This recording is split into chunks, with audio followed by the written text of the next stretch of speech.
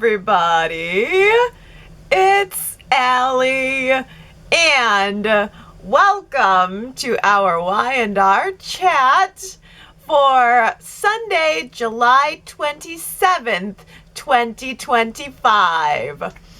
Okay, first things first. Am I the only one who thought that Nick's hair was looking great this week? I mean, the entire time that he was sitting there writhing in agony as Sally was shaking salt on his bloody gaping wound, I thought to myself, this forward swept hairstyle is so adorable on him.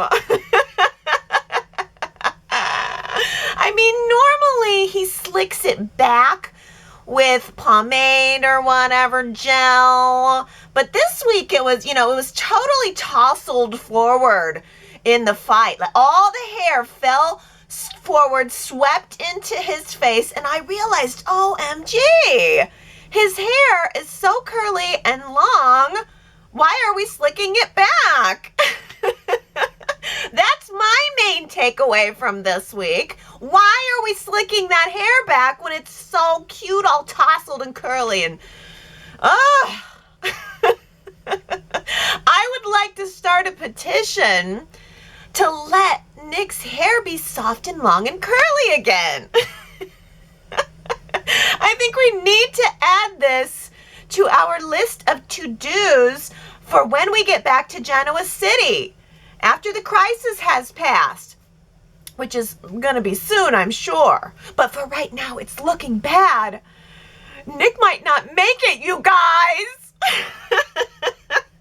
I loved that one little brief commercial break cliffhanger moment where Billy puts his fingers to Nick's neck to check the pulse and then looks at Sharon and smashed a commercial break. And I mean, after 30 years of watching the show, it's like on one hand you go, nah, and then on the other hand you go, you never know. So you never know. Oh my goodness, what would Sharon do if her little getaway with Nick turned into a funeral? I feel like Sharon is having the worst year ever. I mean, I really feel for her above and beyond Nick or anyone else. Even beyond Damien. He's dead. He doesn't know any of this that's going on. Sharon was kidnapped by Jordan on New Year's Eve 2025, or actually that technically would have been 2024, but she was kidnapped on New Year's, woke up hallucinating in the sewer, and then as soon as she broke free from all that, she got kidnapped again by Martin and held in the mental institution with Phyllis. And now this week she got thrown under house arrest with Nick, trapped in some dusty old cellar room, held against her will. This is not good for Sharon.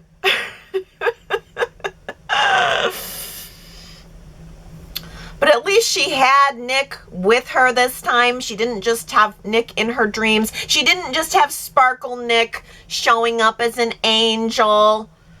She had actual Nick and a mucilage.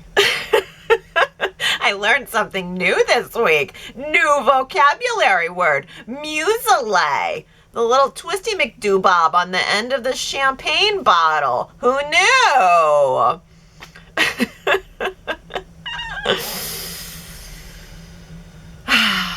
Nick, the party boy, he's the one that came up with that. He's the one that taught us that. He found the bottle of champagne inside of an old trunk. And boy, that champagne bottle really ended up coming in handy. It was kind of the star of this week's show. We used that champagne bottle to pick a lock, to knock out a goon, and almost used it to sterilize a wound. Sharon got to have her hero moment of picking the lock, and then the second she was actually successful and opened up the door, that security guard was standing on the other side. I actually can't even believe that it got that far. I can't believe Nick allowed them to be locked up in the first place. I'm surprised he didn't knock Carter's block off right there on the spot before they ever even got into that room. But the drama was so worth it that Sharon and Nick were by far my favorite part of the week. I was loving Nick. I was rooting for Nick. I was like, go, Nick. I mean, it's been ages since we had a good old-fashioned Nick Newman punch fest. You know, that's sort of been his role. He's so famous for punching. That's what he does ever since he came on to the show way back when. He loves to punch. And we haven't had that in a little while. So he got into the fight with this security guard. The security guard tossed him into the sharp edge of the crate or the chest or something. And he, you know, obviously cut himself open, but he did have the last laugh because, when Nick reached over and grabbed that champagne bottle instinctively and just came up swinging and whacked the security guard right in the face with it, knocked him out cold, beyond cold, like 2 episodes out cold. It all just happened so fast, and it was so thrilling. That was the thrill of the week for me. Last week, the thrill was Damien's death. This week, the thrill was all for Nick. But then, of course, he realized that he's got this gaping wound in his side. He went down hard into the crate or the chest or whatever it is because it ripped his whole side open. And at first, all he had was Sharon. And then Sharon went and got Billy, and then Billy came back, and that's all there was, Billy and Sharon to hopefully being able to save him. And then Billy comes up with the idea that there's someone else on the property who can help. That you're not going to be able to get Nick down the mountain for medical help, but there's someone who's one of the guests who was able to help. And I immediately started going through all the guests in my mind, trying to think of who in the heck he could be talking about, who has any medical experience at all. And in a million years, I never would have guessed that he would have ended up going to get Sally and bringing her back to save the day. But apparently, back in her Carney days, you know, those traveling circus lions were always taking a bite out of someone. And so Sally learned how to sterilize and dress a wound using just widely available household ingredients, okay? A tea bag, salt, and booze. I'm going to put that in my medical kit. I am surprised that she didn't bring a sewing needle. I was thinking maybe she could just whip stitch him back together. Oh my goodness. It was agony. Every single move that Sally made, from putting pressure on the wound to just like shakering some salt on it. I mean, it was like torture to Nick. Everything hurt so bad. She would try to pre-warn him. She was like, this is gonna hurt. And Nick just said, just do it. I'm a man. I can take it. Such a manly man. Nick was so gritty and so raw and so sweaty. He was so sweaty. He was like glistening. Good Lord, he was glistening. All those muscles were so glistening. I did get a chance to get a good look at, you know, the biceps and the pecs, and I was definitely checking out his workout efforts. Yes, really good shoulder muscles. Oh, that had to really made Sharon need to fan herself. I mean, I really liked the moments alone between Nick and Sharon when she was trying to distract him from the pain by talking about the kids in the future and all of this benign stuff. But all I could think was, you know, Sharon, if you really want to distract Nicholas Newman, why don't you run back up to the train car and pull out that little negligee that I know you packed just in case? I really loved Nikki confronting Kane about putting her baby boy under house arrest. This hackneyed house arrest. She let him have it. And I thought it was glorious. So good. So good. And we see in the previews that Nick is back in mommy's arms next week, so everything's gonna be okay. But I was surprised. I mean, I love the twist, but I was surprised that Nikki was willing to sign over Chancellor Industries to Kane just to get Nick out of there, just to get Nick back. I mean, I don't like that for many reasons. Number one is, no, don't give Chancellor Industries to Kane. This is more just Kane taking over the show. It's too much Kane. I'm getting too much Kane. I don't want Kane to now have Nikki's job. Kane cannot have all the stories. I'm all for Kane, but he can't have all the stories. Let Nikki keep Catherine's company. I mean, I don't know if it'll actually play out that way or not, but because Kane says, oh, I didn't have Nick house arrested as a negotiation tool, but now that I think about it, Amanda, why don't you go ahead and draw up a contract? I hope Nikki didn't sign it, but I think we all know she probably did. I mean, dang, she should have just run that idea by Victor first, because of course Nick is gonna come limping around the corner 2 minutes after she's signed it. Did you notice, by the way, that Nikki was absolutely willing to sign over her entire company to get Nick out, but Sharon, go ahead and leave her in the cellar. Nikki confronted Kane in the maze, and then when she was all done with him, the big boss came around the corner to finish the job. Oh man, Victor confronting Kane was so intense. That moment really gave me classic Victor Newman. I mean, when his family is threatened, he is threatening. It was threatening. I certainly wouldn't want to be on the receiving end of his pointy finger. I mean, when he points that finger at you,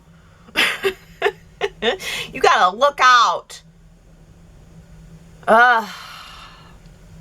Well, the detective got down to business this week, and by detective, I do mean Victor, because Victor was essentially the lead interrogator during Carter's questioning. Chance just kind of stood by for backup.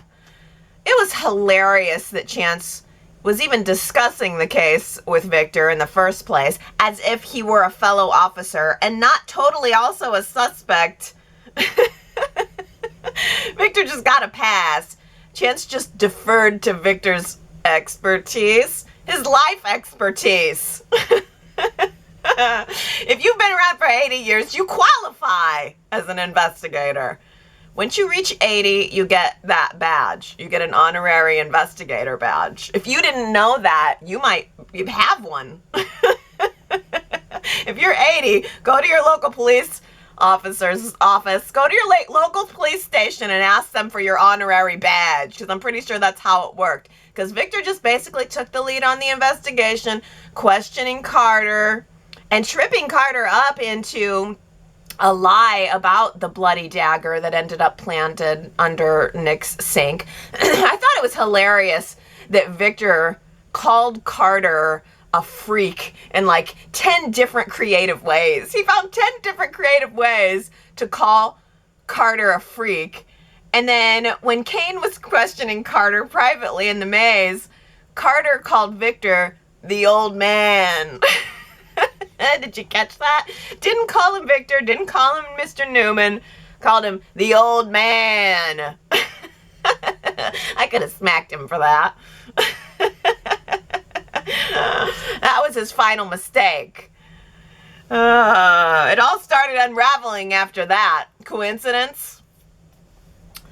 Well, between the end of Friday's show and the very long preview of next week, I feel like we basically got it. We basically got the resolution of the story without fully experiencing it. We got the resolution on Friday, and I feel like then we're going to fully experience it on Monday, because in the previews, Carter basically confessed that he killed Damien to help Kane, and then he pulls a gun and takes Lily hostage.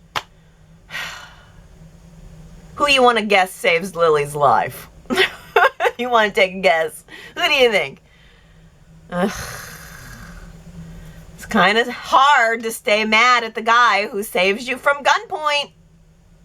In the previews, Amanda is telling Kane that the authorities are taking care of the bodies. So I'm assuming that Kane will either shoot or stab Carter to save his lady love.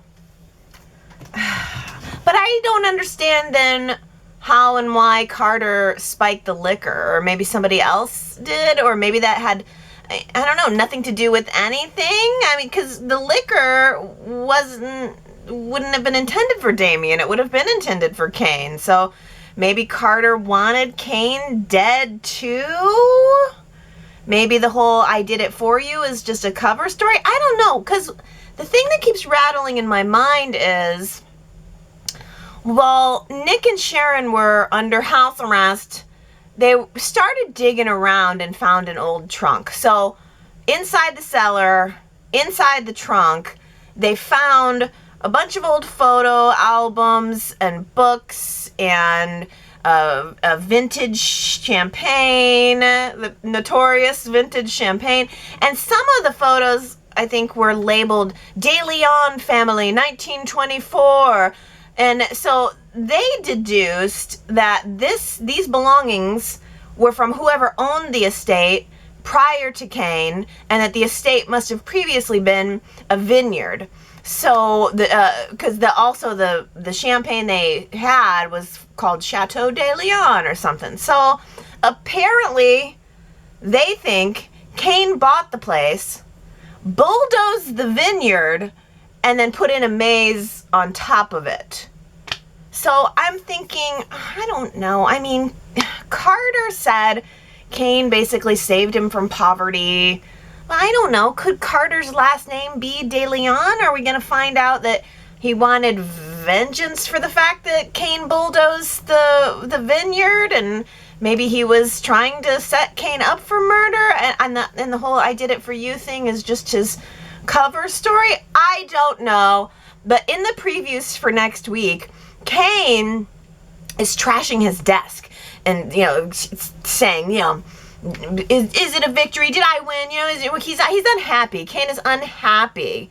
He's trashing his desk. Victor is declaring victory. And then suddenly, everyone's phones go off. Oh my goodness. Ding, ding, ding, ding, ding, ding, ding, ding.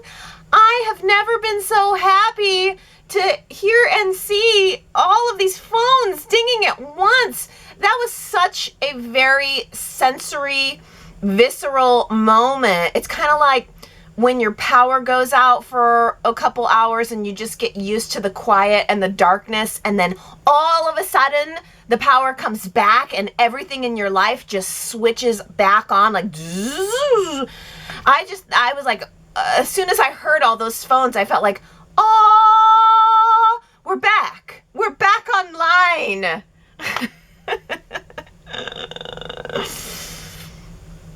Oh my gosh, these people are going to have a million messages, and worst of all are going to be the ones that say, bad news, Cole's dead.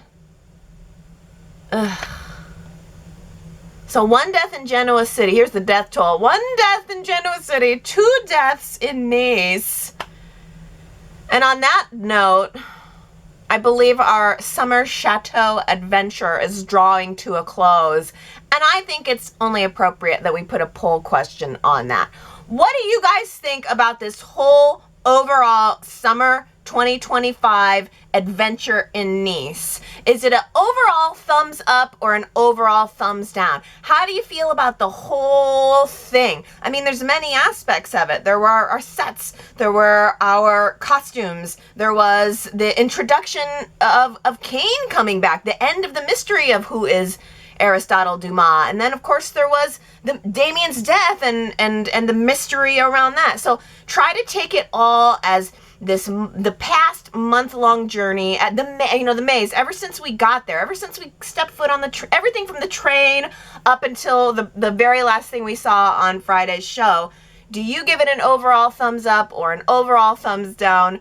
YRChat.com. That's the place to cast your vote. Congratulations, Kyle. You stopped short of sleeping with Audra. Please accept this trophy for Boyfriend of the Year. Everybody, a round of applause for Kyle.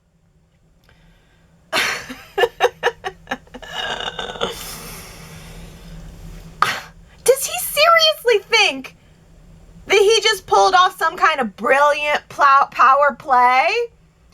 Because I don't know about you, but I feel like getting close to Audra, taking it right to the line, and then pulling it away and humiliating her is just as bad as if he had slept with her. If he had slept with her, I could have chalked it up to good old-fashioned lack of self-control. But he kissed her, and he fell into bed with her, and he was on top of her, and he was just wearing a towel. He was practically naked. And then he wants to wag his finger in Victor's face for the setup. He wants to ride in on his high horse, wearing the white towel, and just say, see what a good guy I am, everybody? I would never betray Claire.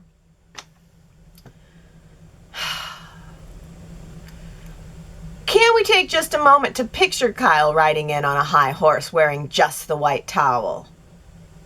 Because that's the thing. I mean, just because they didn't sleep together doesn't mean that there wasn't other things going on. There was probably groping, you know? I mean, they were making out. And Audra did say that when he pulled away, he pulled away and revealed his master plan, and then he was like, ha ha ha, look how great I am. And Audra said, you seemed happy to participate. And she would know there would be evidence.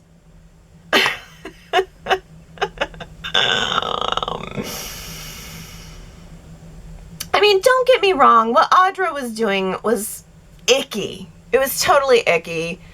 But it's also like, okay, well, it's so usual for soaps. Seduce the guy. We've seen it 1,000 times. It doesn't really move me. But I guess the weird twist is somehow I actually believe that Audra kind of fell for Kyle and Kyle kind of fell for Audra. Am I wrong? I mean, was it 100% an act? Or did they both develop a little bit of feelings along the way? And then I just felt like Kyle was trying to immediately cover it up. Like he came to his senses and then he spun it back on her saying, I just wanted, now I know how far you were willing to go. I don't know. I'm confused. Because both of them compromised their morals. Both of them compromised their morals. And their relationships. But here again, Audra and Nate don't move me. So I'm just like more focused on Kyle and Claire. Because I mean, gee, Audra didn't have a contract for fidelity. A literal written contract for fidelity. But Kyle's going to go home. And Claire's going to find out about this. And is he going to try to present it like he's a hero? Like he was totally in control and then he flipped the script on her? Because Claire's going to be like, wait a minute. Let me get this straight. You did what exactly? Behind my back? I mean, if she was in the room, he wouldn't have done it. Yeah, no, it was wrong. And Claire warned him about this whole messy rivalry with Audra in the first place from the beginning. Claire told Kyle from the beginning that she did not want him playing this game. That she had a bad feeling about it. I remember the scene. It was at Jabot in the hallway. And he assured her that nothing was going to happen, that he had it all under control. Well, I'm pretty sure that being in bed with Audra, making out with Audra, is not being in control. And it's certainly not nothing. He broke his contract with Victor, whether he realizes it yet or not. He screwed himself over. And he didn't even get screwed. Jack has come to the same conclusion that all well-meaning enablers do. Maybe I'm part of the problem. Maybe my help isn't helping. And yeah, I hate to say it, but it probably is true. I really loved seeing Diane and Jack in the train car privately talking it out. I really love Diane and Jack. I still think they have so much magic, and I like seeing him talking this issue through with his partner. Jack wants to save his brother, but in doing so, he realizes that he becomes this ever-present safety net that ends up just keeping the cycle going. And I think that is such a great, realistic conflict. Ugh. When Jack looks at Billy, it has to be like looking into a funhouse mirror version of himself. I want more of this, not less. I do not want to see Jack butt out as Billy's investor just to be replaced with more Kane. I don't want more Kane. Can Jack please keep his story? Can Nikki please keep her company? And can Jack please keep his story? Because Billy and Jack went at it again this week, and it was so fiery and so good. But it ended with Billy saying, well, fine. If you don't want to support me, then I'll just find you another investor. How about Kane? He seems free right now to focus on business. Not much else going on in his life. I'm sure he'd love to invest in my media company, in addition to helping me take over Chancellor Industries. Blah. Where is Billy getting all of this faith in Kane? He has had exactly one conversation with him, and it started this week. And it's real great timing, too, considering somebody just died 20 feet from where you're standing. I feel like Phyllis is similarly positioned in that she has this unfounded and yet unshakable trust in Kane. She is willing to go to bat for him to absolutely everyone, including Nick, including Lily. And Kane really hasn't done anything for her. He's just the biggest money bag in the room right now. I don't know. And now Billy and Phyllis have come full circle back to each other, and it seems like they're forming an alliance. Like they're planning to try to help Kane so that they can use him, and who knows, maybe blackmail him into getting what they want. But I don't know, something just keeps itching in the back of my brain. Like, what if Kane isn't really even a big money bag after all? I mean, what if he's again just masquerading as someone else?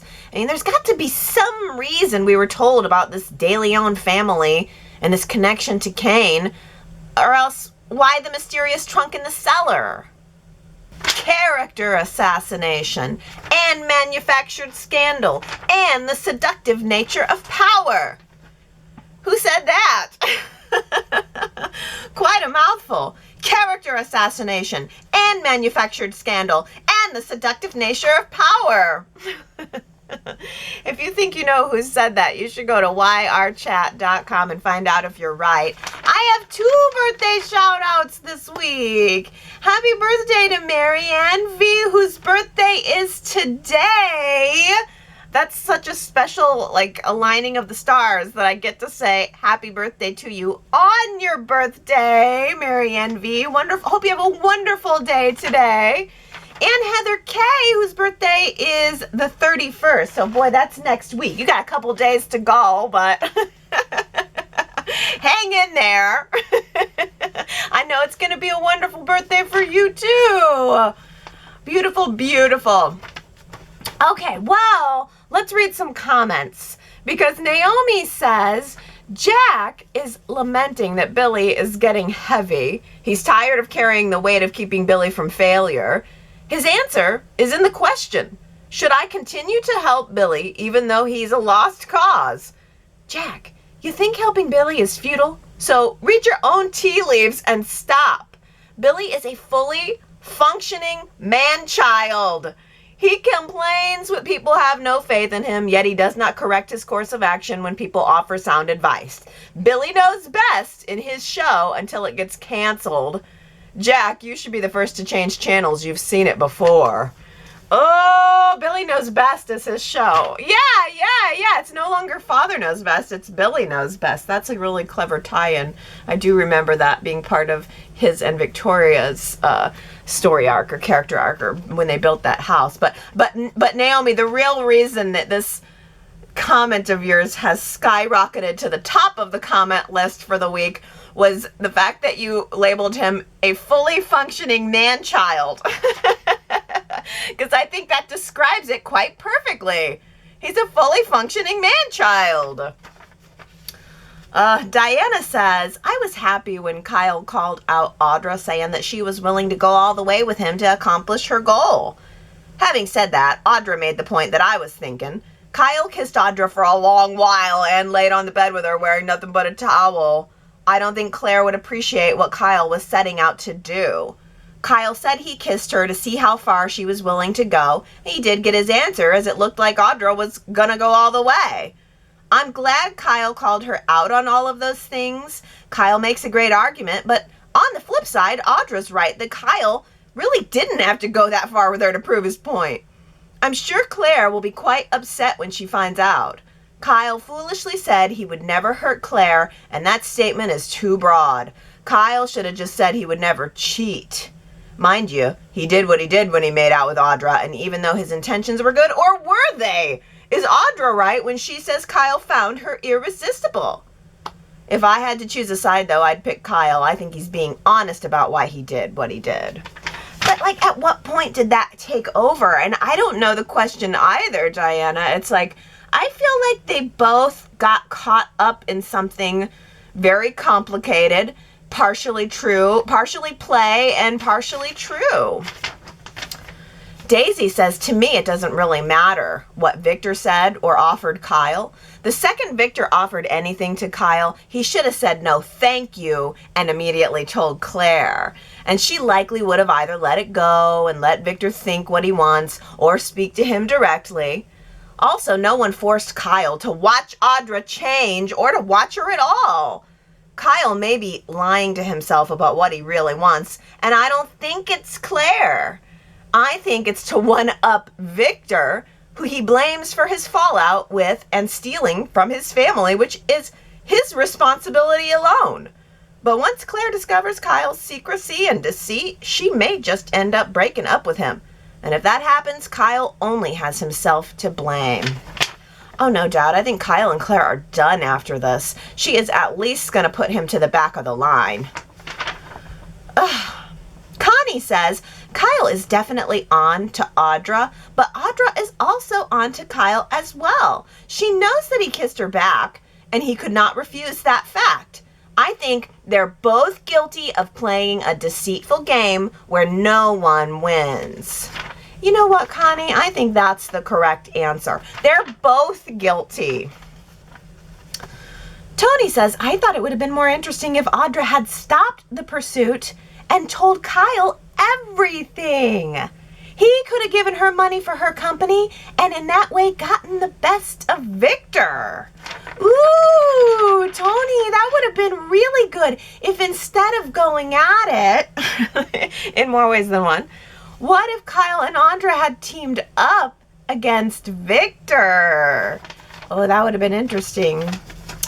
I mean, if Kyle's got $5 million or whatever to offer to Victor for this contract, surely he could have given Audra $5 million for her business on the sly. Well, Victoria says, I think Kyle's towel is a shoe-in for Best Supporting Character in the Emmys next year. His towel held an air of mystery as to will it or won't it. It should win its own stick-to-itness alone. It should win on its own stick-to-itness alone. Yes, they really, really strategically had to make sure that towel was tied well shut. That towel's the talk of the town. But Tanya says, I was annoyed by Kyle with only wearing a towel for Friday's episode and Monday's episode. I kept wanting him to wear clothes. Well, and I mean, he did eventually put on clothes, and that means he had to have dropped the towel. And I'm sure Audra didn't turn around. He was starting to gather up his... That actually is really fantastic, because Kyle changed when we went to commercial, but the real truth is, after everything that went down between them, after he trumped her instead of humped her, he stood there chastising her, dropped the towel, and put his clothes on. So he let her see it too. We didn't see that, but there's no other way that could have gone down. That's sort of a beautiful read between the lines moment too. He changed in front of her afterwards. Ooh, that's good. Well, Robin says Nick Newman wins hottest Y&R male. Pasty white skinny rich boy Kyle with his lower towel doesn't hold a candle to roughen yet best husband material Nick Newman. I expect all 3 women will be doting on him next week. Oh yes, he's going to be receiving lots of attention for his harrowing events coming out of the cellar. But yeah, I did appreciate it's so interesting. Kyle is so skinny and just pale but he does have those lower abs. But I mean, you got to say Nick was tan and buff. They're very different. 2 very different dudes. Which do you prefer? Well, Steven says Sally gets a Nobel Prize for unorthodox use of a tea bag. I guess my question is, what kind of tea bag was it? Because, I mean, there's a pretty big difference between a black tea and like a chamomile tea. I mean, I can't imagine the chamomile is going to do much for sterilizing a wound. I would think we'd have to go with like a black tea bag. What if it was decaf then? Are we screwed? Or I don't know. But Russell Googled it and said, tea can help slow bleeding in minor cuts. Salt can slow bleeding, but it's not recommended due to increased risk of infection, damage to the tissue, and it slows the healing. But I guess in Nick's emergency, stopping the bleeding is the first concern. Just the thought, Y&R really, it was so gory. They knew how to give you that sensory moment. They didn't show her salt shakering, I'm pretty sure. They just showed his reaction. Yeah, that's a tough one to think about. But boy, they really put Nick through it, and he took it. Gary says, I cheered when Nick beat that goon to death with a bottle of old champagne. Whoever he is, I have had it. It was so funny because there was like 2 days of scenes with the security guard just passed out on the floor. I mean, he didn't come to at all. Occasionally they referenced the fact that he was still out cold, but there was no great plan of trying to resuscitate that guy. And then in fact, when they left the room, they just left him behind. Screw that guy. Russell says, I can't believe that Nikki is ready to sign over Chancellor based on a dream and dread in her bones. She has no evidence that Nick is in danger while under house arrest, and no guarantee that Kane would free him after the transfer. For all she knows, he's being treated like a king with every need met and more until everything is being sorted out.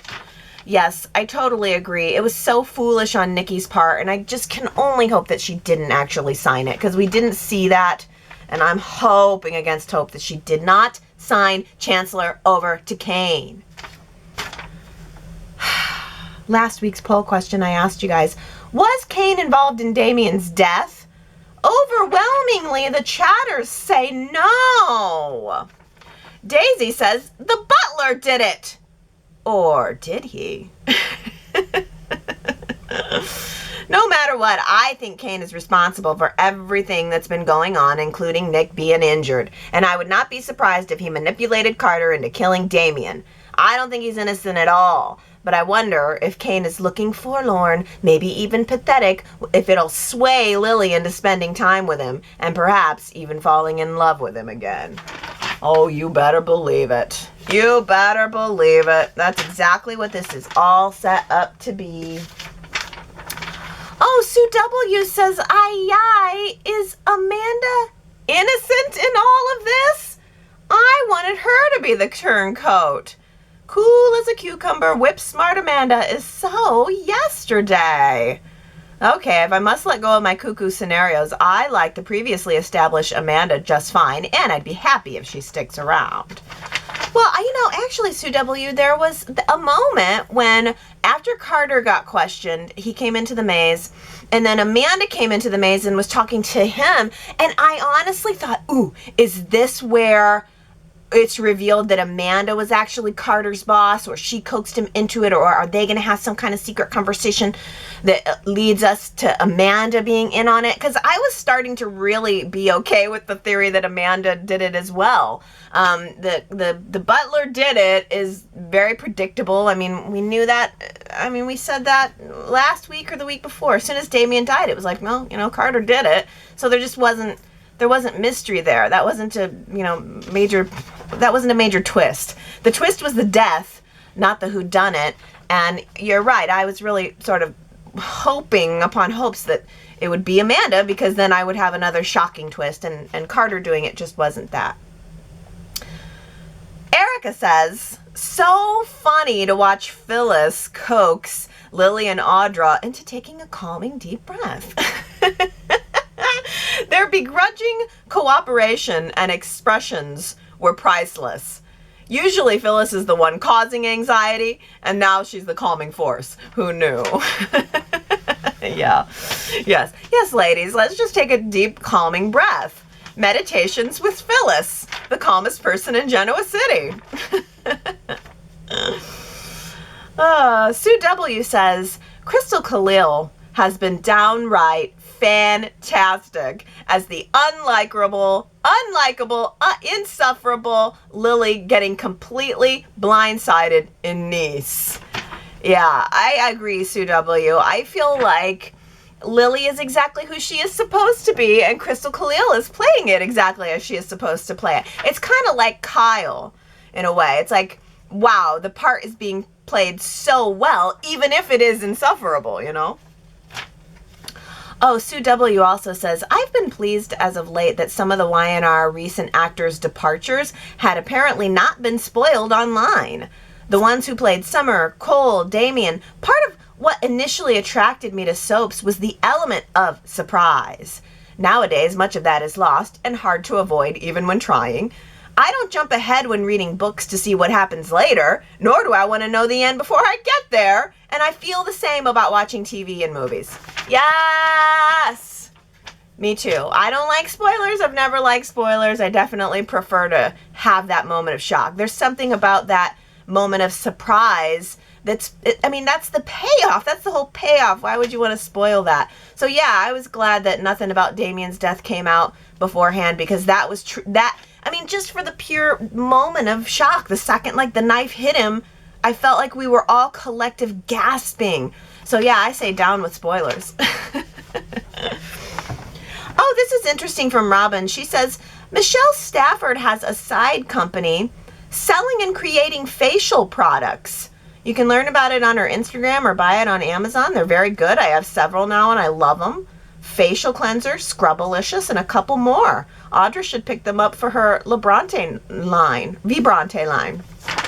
I didn't know that. It's so funny because I always had talked about Laura Lee Bell is so timeless. She's just got this beautiful skin, and she's just aged well. And I keep thinking the same thing about Michelle Stafford lately. Her skin is gorgeous. Her hair is gorgeous. She just looks good. Her body. She takes care of herself, and it's very, honestly, inspiring. I think she has really aged just so beautifully. I didn't know she had her own skincare line. It's called Skin Nation.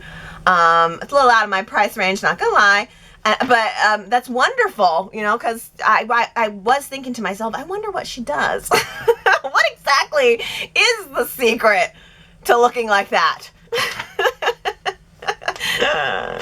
But yeah, I wonder if she uses her own products though. You know, like, because I looked it up and it seemed like she had a hand in the development of it. So I do kind of wonder, like, does she actually use her own products every day? Anyway, food for thought. Oh, ending on this awesome comment from Diana, who says, I find it amazing that all the characters from Genoa City who were invited to Nice have so many outfits when they thought they were only going to be there for a few days. How did they know to bring a big piece of their wardrobe all the way to Nice to attend a party? It's like Gilligan's Island. Gilligan, the skipper, and the rest of the crew set out for a 3-hour cruise and luckily had enough clothes to last them for several years. Luckily, the characters were able to fly their own private jets to the party, otherwise their luggage would have cost them a fortune, as everyone knows. You can only bring one carry-on with your ticket, and the rest you have to pay for by the bag. Just saying. Oh my gosh, Diana, that's hilarious. That's such a good connection I never would have thought of. Gilligan's Island. This is Duma Island. Aristotle, Duma Island. Oh my goodness. The castaways. But hopefully we won't have to wait for the TV movie to see them get off the island. And it looks like that might be happening next week. A 3-hour tour, which turned into, I mean, this whole thing, it's been solidly, what, 6 weeks since we've been in Nice? Their 3-day trip turned into 6 weeks. I do want to see your comments this week on whether or not you give this a thumbs up or a thumbs down, because Y&R definitely put effort and risk into taking us to Nice. All the characters have been away from Genoa City for a large part of the summer. They haven't done that in a long time. I feel like this was definitely something very special, and I give it a thumbs up, even though I have a lot of criticisms of it. I still appreciate. There's enough there that I do appreciate that I would give it the thumbs up. But I want to know what you guys think at yrchat.com. Not just about that, but about anything else also that you've got, you know, any other comments you have about the show. That's a great place to leave them. I'm getting ready to go to the nursing home to see my dad for the first time. He just got transferred last night, so I'm headed that way. That's very nerve-wracking, but I'm sure I'm going to take it in stride as I have everything else. Hoping he gets settled there, and then hoping everything gets settled for me a little bit more. I've been able to update the website every day, but not a whole lot extra. I've not really been able to go above and beyond on anything else because I've been going back and forth to the hospital a lot each week. I mean, at least every other day I've been out there. And now the nursing home is like an hour away, so I'm going to have this extra drive time to even get there. But hopefully he will be settled in, and I'll be able to get back to all of my special stuff that I had planned within the next week or two. So that's the update from my end. I hope everything is going good on your end. I will definitely be back next Sunday, hopefully to say, welcome back to Genoa City. That's my hope. Fingers crossed. I'm ready to go home. Okay, everybody. I love you, and I hope you have a great week. I will see you next time. Bye.